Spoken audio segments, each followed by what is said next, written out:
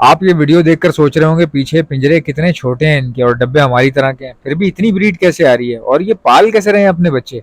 अक्सर आपने Turkish breeder यानी कि टर्किश ब्रीडर्स जो हैं वो देखे होंगे कि बहुत ही छोटे पिंजरों का इस्तेमाल कर रहे होते हैं और बॉक्स भी नॉर्मल साइज के होते हैं, बट बच्चे उसके अंदर छः छः पल रहे होते हैं।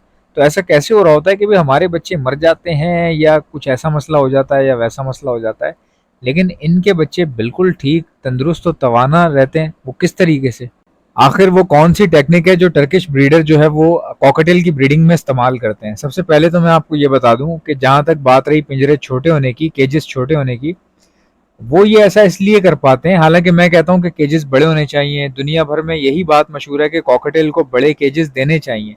तो आखिर फिर टर्किश ब्रीडर ये किस तरह कर लेते हैं कि बजरी के साइज के जो है वो केज के अंदर कॉकटेल से ब्रीड करवा लेते हैं। ऐसा कैसे कर सकते हैं वो, और ऐसा हो कैसे सकता है, और बच्चे भी पल जाते हैं। इसके लिए सिंपल सी चीज होती है, basically they are using air conditioners. ठीक है, वो एसी का इस्तेमाल कर रहे हैं, और एसी का इस्तेमाल पता नहीं जानबूझ के कर रहे हैं या वहां पर तो सेंट्रली एयर कंडीशनड होता है। तुर्की में जो है ना एसी वगैरह बहुत ही आम है, देखने में आता है, क्योंकि वहाँ बेसमेंट्स वगैरह होती हैं। टर्किश जो घर होते हैं उनके नीचे बेसमेंट्स होती है, और अमूमन सेटअप मैंने तो यही देखा है कि बेसमेंट्स के अंदर होते हैं। तो बेसमेंट के अंदर जाहिर सी बात है ऑक्सीजन भी नहीं होती। तो ये लोग देख रहे हैं आप, ये सामने पीछे केजेस कितने छोटे केजेस हैं। तो ये लोग एसी का इस्तेमाल करते हैं और वेंटिलेशन का इस्तेमाल करते हैं। हमेशा टर्किश ब्रीडर क्या करेगा, सेटअप डालने से पहले, अगर सेटअप नहीं भी डल रहा, नॉर्मली बेसमेंट्स लोग बगैर हॉबी के अलावा जो लोग होते हैं जिन लोगों ने परिंदे नहीं रखने, वो लोग भी वैसे इस्तेमाल करते हैं अपनी बेसमेंट्स वगैरह। तो उसमें भी वो क्या करते हैं, पहले वेंटिलेशन पाइप्स बिछाए जाते हैं, उसके बाद एसी लगाया जाता है और फिर उस बेसमेंट को काम में लाया जाता है। चाहे वो स्टडी रूम बना दें या अपना बेडरूम बना दें, और कई लोग उसको किराए पे दे देते हैं बेसमेंट को। तो जब जाहिर सी बात है जब कोई ब्रीडिंग के लिए बेसमेंट को तैयार करता है तो ऑलरेडी उसके पास वेंटिलेशन पाइप्स लगे हुए होते हैं वहां पर, और साथ ही साथ एसी भी लगा होता है। क्योंकि टर्की जो है एक वेल डेवलप्ड कंट्री है, तो भाई उनके वहां पे जो बिजली है ना वो कौड़ियों के दाम आती है। हमारी तरह नहीं कि लोड शेडिंग हो रही हो वहां पे फिर बिजली महंगी हो गई हो।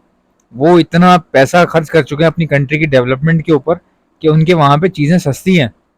बिजली लगाना कोई बड़ी बात नहीं है, तो उनके लिए इतना बड़ा मसला भी नहीं है। वहां पे कॉकटेल ज्यादा महंगा है ना, तो वो बिजली लगाने के बावजूद, इतना पैसा लगाने के बावजूद, बेसमेंट में वेंटिलेशन का खर्चा बर्दाश्त करने के बावजूद भी वो अपना कॉकटेल अच्छे रेट पे सेल करते हैं। देखें किसी भी तरक्की याफ्ता मुल्क की, कोई मुल्क कितना ऊपर है ये आप अंदाजा उनके कॉकटेल के रेट से भी लगा सकते हैं। मजाक नहीं कर रहा मैं, ये बिल्कुल मजाक से हटके की बात है। आप देखें कि किसी कंट्री में अगर बिजली की कीमत सस्ती है और कॉकटेल अच्छे रेट पे बिक जाता है, तो इसका मतलब ये है कि भाई वो वेल डेवलप्ड कंट्री है। अब जैसे हमारी कंट्री है, हमारे यहाँ पे बिजली महंगी होती जा रही है और कॉकटेल सस्ता हो रहा है। मतलब हमारे यहाँ भी इस वक्त कॉकटेल का पेयर देखें, जो क्रीम का पेयर है इसकी बात करते हैं। क्रीम का पेयर 6,000 में मिलता है, मैक्सिमम की बात कर रहा हूँ, मैक्सिमम 6 से 6,500 रुपए। ये मैं रेडी टू ब्रीड या ब्रीडर की बात कर रहा हूँ। 6 से 6,500 मैक्सिमम। मिनिमम तो आपको 5,000 में ही मिल जाएगा, 5,500 में मिल जाएगा। तो ये रेट है जो कि कौड़ियों के दाम समझता हूँ मैं। इस रेट को इतना नहीं होना चाहिए। अब आपको मैं अपने खरीदने के रेट बताता हूँ। देखिए मैं जो पट्टे होते हैं ना, अब जैसे मिसाल के तौर पे जाल वाला 3500 में ले रहा है तो मैं 3800 में ले लेता हूँ। ठीक है, पट्टे। और उनको कोशिश करता हूँ कि 5,500 तक के बेच दूँ। 1-2 महीना लग जाता है, कभी कभार नहीं बिकते, फौरन से टाइम लग जाता है, बड़े हो जाते हैं, तो हम 5,500 का बेच देते हैं। अब मिसाल के तौर पे रेडी टू ब्रीड पेयर है, मैंने किसी से खरीद लिया 4,800 में। 4,800 में लेके मेरी कोशिश होती है 6,500 में बिके। अब 4,800 को माइनस करवा दें 6,500 से, तो वो रेवेन्यू निकल आएगा जो मुझे बचता है। ठीक है, अब आप अंदाजा लगाने कि भाई ये चिंदी काम, मतलब ये चिंदी काम हम कर रहे हैं। मैं खुद भी इसमें देखे ना, चिंदी काम कर रहा हूँ मैं। दुनिया में कारोबार होता है जिसमें प्रॉफिट मार्जिन बड़े बड़े होते हैं, लोग कमाते हैं, खरीदने वाला भी ज्यादा पैसे देने के बावजूद भी खुश होता है। खरीदने वाला भी ज्यादा पैसे लगाने के बावजूद, इतने महंगी महंगी चीज खरीदने के बावजूद खुश होता है। उसको खुशी मिलती है क्योंकि कंट्री के हालात ठीक हैं। मतलब कंट्री के हालात ठीक हैं, पैसा है सबके पास, खुशहाली है चारों तरफ। ना बेचने वाला परेशान होता है ना खरीदने वाला परेशान होता है। हमारे यहाँ क्या है, 6 में हम बेच रहे हैं, कोई खरीद लेता है, उसको कोई पड़ोसी बोलता है अरे 6.5 का ले लिया, अबे यार तुम मुझे बताते मैं तुम्हें 45 में दिला देता। तो वो बंदा बोलता है अल्लाह मैंने 6 में ले लिया, वो ये तो बहुत, ओ माय गॉड, वो परेशान हो जाता है, पूरी रात सोता नहीं है वो। हालांकि भाई कॉकटेल की जो असल कीमत पाकिस्तान में जो होनी चाहिए, मैं आपको बताता हूँ क्रीम कॉकटेल की, सुनना गौर से। इस वक्त यानी कि अब तक इतने सालों के, क्योंकि इतने सालों से क्रीम कॉकटेल 5,000 6,000 5,000 6,000 5,000 ये चल रहा है, और ये गलत है ना, ऐसा होना ही नहीं चाहिए था भाई। कॉकटेल को तो काफी मतलब कि ज्यादा प्राइस पे बिकना चाहिए। मतलब क्रीम कॉकटेल को इस वक्त असूलन देखा जाए 8,000 पे आ जाना चाहिए। भाई इंडिया में क्रीम कॉकटेल का पेयर है अराउंड 4,000 रुपये तक का, ठीक है, 4,000 रुपये या 3,000 रुपये तक का, 3,000 रुपये का। अच्छा, अब तीन को इंडिया के 3,000 रुपये लगाएं जरा, अपनी करेंसी में कैलकुलेट करें भाई। इंडिया का 3,000 रुपये ना पाकिस्तान के 9,000 के बराबर है। यानी कि हमारे जो क्रीम कॉकटेल जो यहाँ 6 के बिक रहे हैं, इंडिया में पाकिस्तानी 9,000 रुपये के बिक रहे हैं। अब आप अंदाजा लगा लें, क्योंकि इंडिया तेजी से ऊपर की तरफ को जा रहा है, तो उनको बेनिफिट है, उनके जो प्राइसेस हैं वो अच्छे मेंटेन हो रहे हैं। अच्छा, वो ये बताते हैं नहीं बहुत सस्ता बिक रहा है, यहाँ पर भी 3,000 का बिक रहा है। उनको पता नहीं है कि आपका 3,000 यहाँ पाकिस्तान का 9,000 है भाई। आपका कॉकटेल बहुत अच्छे रेट पे जा रहा है, ठीक है, क्योंकि आपका 3,000 जो है वहाँ पे काफ़ी भारी वैल्यू रखता है, उसमें सामान भी ज़्यादा आ जाता है। हमारे यहाँ सामान ही नहीं आ पा रहे ना, हमारे यहाँ 10,000 में सामान नहीं आ रहा कोई किसी किस्म का। अच्छा, अब इसके अलावा टर्किश ब्रीडर ऑन को और कौन सी ट्रिक इस्तेमाल करते हैं?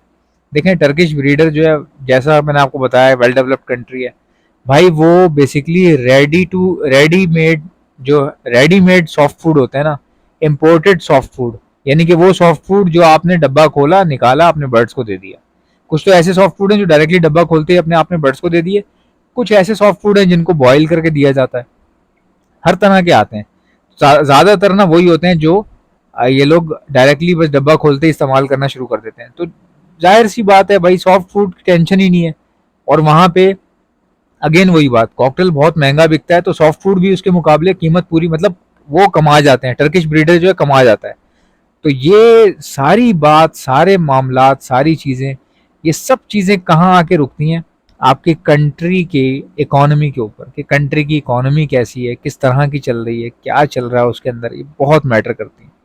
तो भाई जहाँ पे बिजली की टेंशन ही नहीं होगी, बंदा चाहे पंखे लगाए या एसी लगाए, कॉकटेल उसके जाहिर सी बात है ब्रीड करेंगे, छोटी जगह पे भी खुश रहेंगे। क्योंकि कॉकटेल को गर्मी पसंद नहीं है, मतलब है तो गर्मी का बर्ड, गर्मी सह भी लेता है, लेकिन बच्चे देने के लिए ना गर्मी पसंद नहीं है। मतलब बच्चे वो नहीं दे पाते, अच्छे से पाल नहीं पाते जब बहुत ही गर्मी हो, फिर पिंजरे छोटे हो। अच्छा, हमें क्या करना पड़ता है गर्मियों में, खासकर हमने अगर कमरों में रखे हुए हैं, तो भाई हम छोटे पिंजरे नहीं दे सकते कॉकटेल को। एसी हमने लगाना नहीं है, ज़ाहिर है वो स्ट्रेस में आ जाएगा, इतना छोटा पिंजरा, फिर एसी भी नहीं है, फिर गर्मी भी बहुत है, पंखा भी नहीं लगा रहे, बिजली बचा रहे हो, तो वो कॉकटेल आपका ब्रीड क्या करेगा? वो बेचारा मेंटली सही नहीं रहेगा। तो यहाँ पे हमें बड़े बड़े केजेस देने पड़ते हैं, मजबूरी है। तो तुर्की वालों को देखकर छोटे केजेस कभी मत लगाइएगा आप लोग, क्योंकि ज़मीन आसमान का फ़र्क है आपके एटमॉस्फेयर में और यहाँ के एटमॉस्फेयर में। और जब रेडीमेड सॉफ्ट फूड, यानी कि इंटरनेशनल कंपनीज का बनाया हुआ मजे मजे का जब सॉफ्ट फूड कॉकटेल को मिलेगा, तो यार आप मुझे बताओ, पेट भर के खाएगा तो पेट भर के फीड क्यों नहीं करवाएगा बच्चों को? यही वजह है जो कॉकटेल का ब्रीडिंग रेशो बाकी यूरोपियन कंट्रीज में बहुत ही ज्यादा हाई है, बहुत हाई है। जैसा कि आप जानते हैं ब्रीडिंग सीजन आ चुका है। अगर आप में से किसी को बर्ड्स के लिए ब्रीडिंग मल्टीविटामिन चाहिए तो आप ऑर्डर पर मुझसे मंगवा सकते हैं, लेकिन पहले सुन लें हमारे पास क्या क्या चीज़ें। मैं all over the Pakistan supply करता हूँ। हमारे पास ब्रीडिंग मल्टीविटामिन है, calcium plus vitamin D liquid है, प्रोटीन लिक्विड आता है, ये भी आपको हमारे पास से मिल जाएगा। एंटीलाइसिस स्प्रे है जो परिंदों के ऊपर मारा जाता है, जिससे उनकी जुएं खत्म हो जाती हैं, लेकिन बर्ड्स को कुछ भी नहीं होता, ये भी आपको हमारे पास से मिल जाएगा। चिक्स को बचाने के लिए डॉक्सीसाइक्लिन का इस्तेमाल किया जाता है, डॉक्सीसाइक्लिन का। डॉक्सीसाइक्लिन हमेशा सेहतमंद बर्ड्स को दी जाती है, और ये तमाम बर्ड्स को 6 दिन का कोर्स करवाया जाता है, महीने में एक बार, खास करके तब जब बच्चे दिए हुए हों। और कुछ लोग अपने महंगे तोतों के महंगे बच्चे बचाने के लिए लगातार पूरा महीना भी डॉक्सीसाइक्लिन चला देते हैं, और इसके बहुत अच्छे रिजल्ट होते हैं। इस तरह बच्चों की जो मोर्टेलिटी रेशियो, यानी कि मरने का रेशियो जो है, बहुत कम हो जाता है। मेरे कई जानने वाले थे जिनके पास कॉकटेल के बच्चे मर रहे थे, किसी के पास लवबर्ड के मर रहे थे, किसी के पास फिंच के, किसी के पास जावा के। तो डॉक्सीसाइक्लिन लेने के बाद ये मसले हल हो गए अल्हम्दुलिल्लाह। ये भी आपको हमारे पास से मिल जाएगी। अगर आपके बर्ड में इन्फेक्शन आ चुका है तो आने के बाद, बीमारी के बाद एंटीबायोटिक हार्ड का इस्तेमाल किया जाता है। ये नज़ला, खांसी, मोशन, बुखार या सोकड़े की बीमारी आने पे या आंखों के सूजने पे इस्तेमाल की जाती है। ये भी आपको हमारे पास से मिल जाएगी। अगर आपके पेयर्स अच्छी ब्रीडिंग कर रहे हैं और ज़्यादा बच्चे दे रहे हैं तो ऐसे में इलेक्ट्रोलाइट्स का इस्तेमाल करना पड़ता है। इलेक्ट्रोलाइट्स पानी में मिला के दिया जाता है, जिससे बर्ड का जिगर जो है वो नॉर्मल टेम्परेचर पर आ जाता है, उसका स्टेमिना बढ़ता है, उसकी इम्यूनिटी बढ़ती है और बच्चों को फीड करवाने की ताकत तेज़ हो जाती है। ये भी आपको हमारे पास से मिल जाएगा। एक प्रोडक्ट है जो हमारा अपना बनाया हुआ है, ये मैंने खुद बनाया था, इसका नाम है breeding booster plus hand feed. यानी कि ये ब्रीडिंग बूस्टर भी अगर आप इसको सॉफ्ट फूड के ऊपर छिड़क कर देंगे तो इसमें ड्राई फ्रूट्स डले होते हैं, तो ये ब्रीडिंग बूस्टर के तौर पर काम करेगा, और हैंड फीड के तौर पर भी इस्तेमाल होता है। पानी में मिला के इसको एज अ हैंड फीड करवाई जाती है, चाहे कॉकटेल्स हो, लवबर्ड्स हो, रिंगनेक्स हो। हमने माशाल्लाह बहुत टेस्टिंग की है इसकी 2-3 साल, और अब तो पूरे पाकिस्तान में मेरी सप्लाई हो रही है। हैंड फीड करवाने वाले इंजेक्शंस और उनके आगे लगने वाली स्टेनलेस स्टील की नोजल्स, ये भी आपको हमारे पास से मिल जाएंगी। ऑर्डर करने का तरीका, जो भी चीज़ चाहिए उसका नाम लिखिए, सेंड कर दीजिए मुझे मेरे व्हाट्सएप के ऊपर। मेरा व्हाट्सएप का नंबर है 032723100040। वीडियो को लाइक कीजिए फौरी तौर पे और ठोको सब्सक्राइब। इंशाल्लाह मिलते हैं नेक्स्ट वीडियो में, इजाज़त दीजिएगा। अल्लाह हाफिज़।